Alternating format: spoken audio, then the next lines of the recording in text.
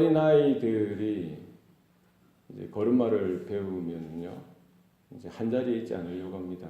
막 파닥파닥거리면서도 움직이죠. 그래서 생전 처음 걸어보는 거죠.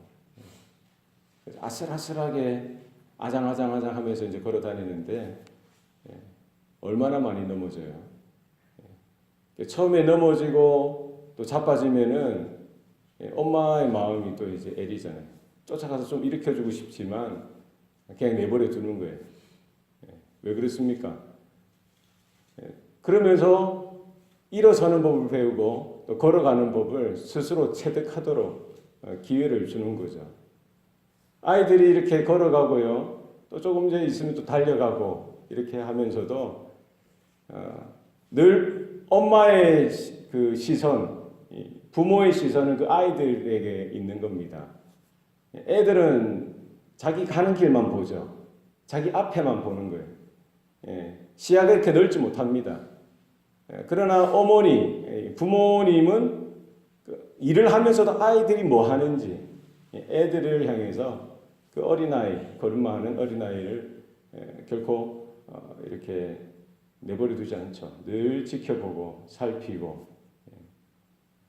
그래서 정말 도와줘야 될 때, 정말 힘들 때 넘어져서 무릎이 까지다든지 그러면은 또 이렇게 좀 시간을 두다가도 또 달려가서 아이를 일으키고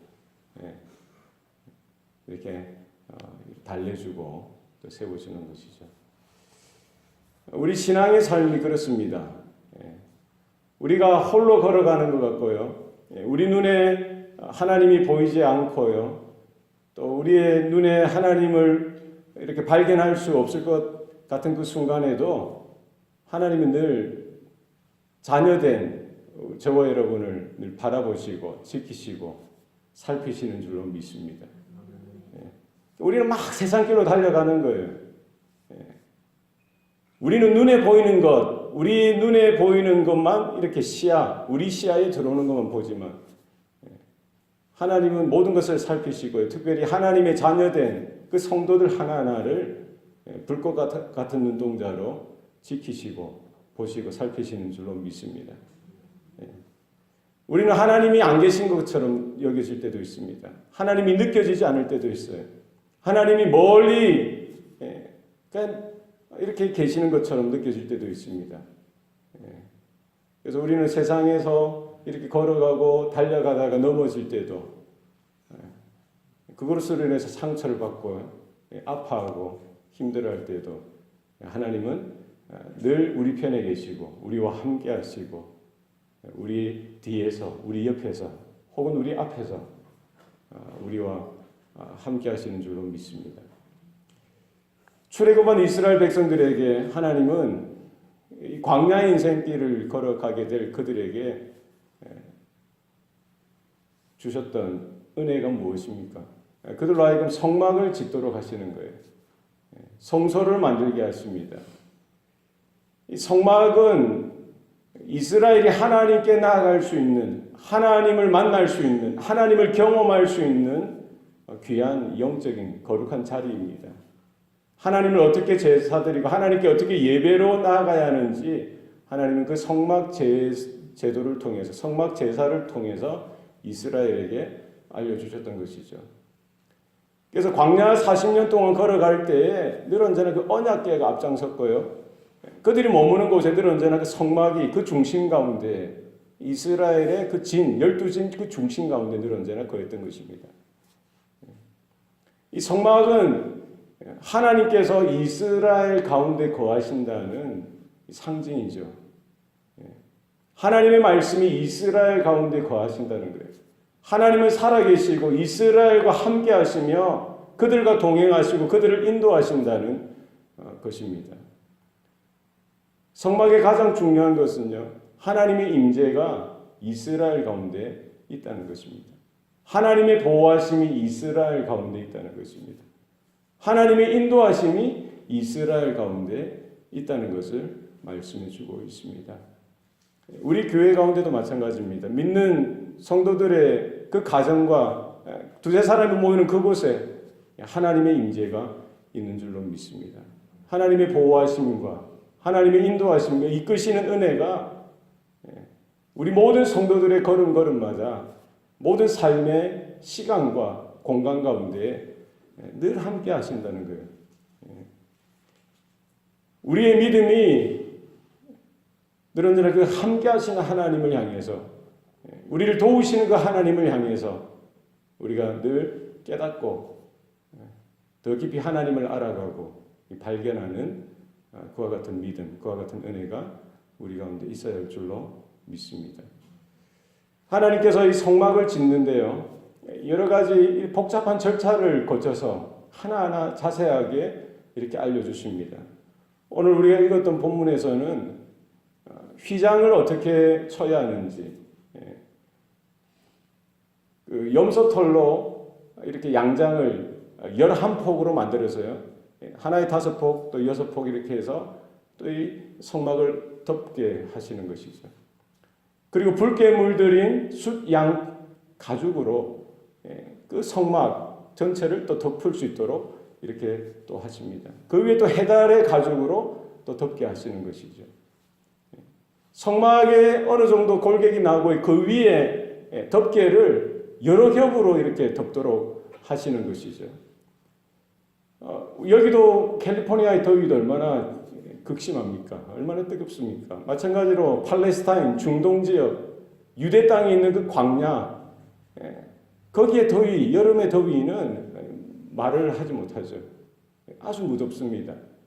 성막을 치고요, 그 안에 언약궤를 놓고 여러 가지 성물을 놓고요, 제사장들이 그 안에 들어가서 하나님을 만나는 그 예배를 할 때 그 성막에 있어서 이 덮개를 여러 개를 한다는 것은 뭡니까?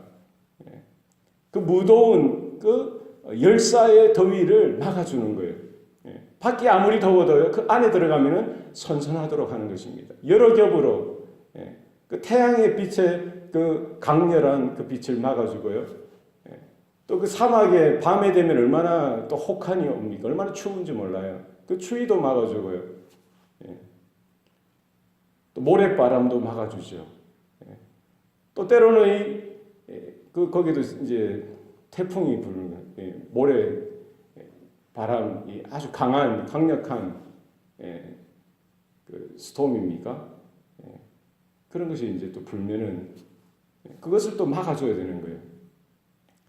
이렇게 덮개를 여러 겹으로 하는 것은 뭡니까? 교회를 하나님께서 덮으신다는 겁니다.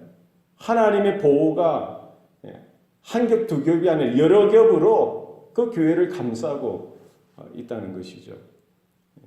하나님께서 교회를, 주님의 몸된 교회를 지키시고 보호하시는 줄로 믿습니다. 세상의 죄악의 물길이 얼마나 강렬하게, 강하게 닥쳐오는지 모릅니다. 시대가 너무 악해져 있어요. 죄가 죄로 여기지 않는 그런 세대입니다.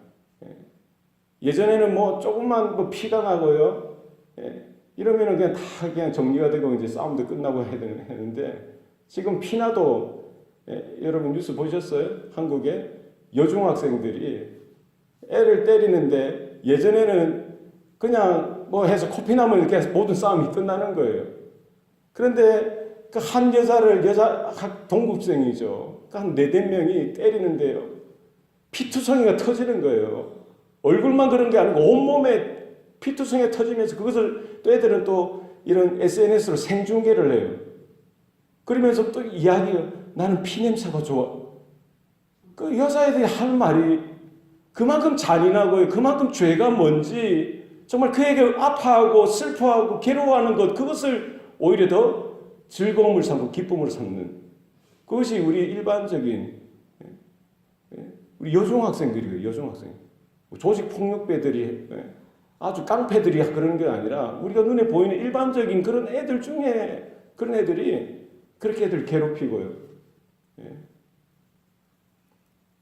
이런 세상의 물결이 교회로, 가정으로, 우리 자녀들에게 이렇게 흘러 들어오고 스며 들어오는 이때에 무엇으로 그것을 막을 수 있는, 하나님의 은혜가, 하나님의 보호하심이, 하나님의 그 임재 가운데 사랑하는 주의 자녀들을 지키시고 교회를 지키고 가정을 지켜주시는 줄로 믿습니다. 하나님께서 덮으셔야 돼요. 하나님께서 붙드셔야 돼요. 죄에 오염되지 아니하고요. 세상 가운데 그 흘러가는 그것을 따라가는 것이 아니라 하나님의 의롭고 거룩하고 정결한 자녀로서 하나님께서 덮으시고 하나님의 은혜가 붙드시고 보호하시는 일들이 오늘도 저와 여러분 가운데 있어야 할 줄로 믿습니다. 성막 가운데 또 이런 널판들을 또 세우고요. 그 받침을 세우라고 했어요. 이것은 교회의 힘과 안정성을 이야기합니다. 견고하게 세우는 것이죠. 대강대강 해서는 되는 것 아닙니다. 기둥을 바꿔요. 널판을 여러 겹으로 하고요. 구석구석마다 필요한 곳에 그 널판들을 세우고 받침을 분명히 해서 성막이 견고하도록 이런 크고 작은 바람에도 흔들리지 않고 견고히 서도록 하나님은 이렇게 짓도록 말씀하셨던 것이죠. 우리 교회가 하나님의 붙드신 가운데 진리의 반석 가운데 견고히 서서 세상에 비바람이 몰아치고요. 광풍이 몰아닥쳐도 고난의 때에 역경과 힘들고 어려운 그런 상황 속에서도 오히려 반석 대신 그 주님 가운데 진리 가운데에 견고하게 서서 마지막 때를 믿음으로 이겨나가고 또 믿음으로 살아가는 저와 여러분의 삶이 되어야 할 줄로 믿습니다. 교회가 견고히 서야 되는 거예요. 주님께서 붙들어 주셔야 되는 것이죠. 주님의 능력과 보호하심과 붙들어 주시는 은혜가 오늘도 우리 가운데 있어야 우리가 이 세대 가운데 넘어지지 아니하고 쓰러지지 아니하고 믿음으로 온전하게 하루하루 주님 앞으로 가는 그 시간까지 우리 믿음의 여정을 온전하게 걸어가게 되는 줄로 믿습니다. 성도의 삶은 하나님을 경험하는 삶이 있어야 됩니다. 날마다 하나님이 누구신지, 하나님이 어떻게 나의 삶 가운데 역사하시는지, 오늘도 어떻게 우리의 삶을 인도하시고 우리의 생명을 지키시고 우리를 진리 가운데 인도하시는 그 하나님을 쫓아서 하나님의 임재 가운데 하나님의 은혜 가운데 거하는 저와 여러분의 삶이 되시기를 축원합니다. 기도하시겠습니다. 살아계신 아버지 하나님, 오늘도 우리에게 생명 주시고 또 구원의 은혜를 베풀어 주시니 감사합니다. 또 성막을 통해서 이스라엘이 하나님의 살아계심, 하나님의 영광, 하나님의 하나님 되심을 경험하도록 주님께서 만드셨듯이 우리가 예수 그리스도 그 은혜 가운데 서게 하신 것 감사합니다.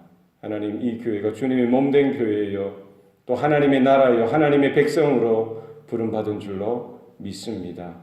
하나님의 보호하심이 하나님의 그 은혜가 주님의 그 보배로운 피로 우리가 덮음을 받게 하시고 또 세상의 그 죄의 모든 유혹과 시험이 우리의 교회로 흘러들어오지 못하도록 주님이 막으시고 우리를 붙드시고 보호하시는 은혜 가운데 오늘도 우리가 거할 수 있도록 도와주시옵소서.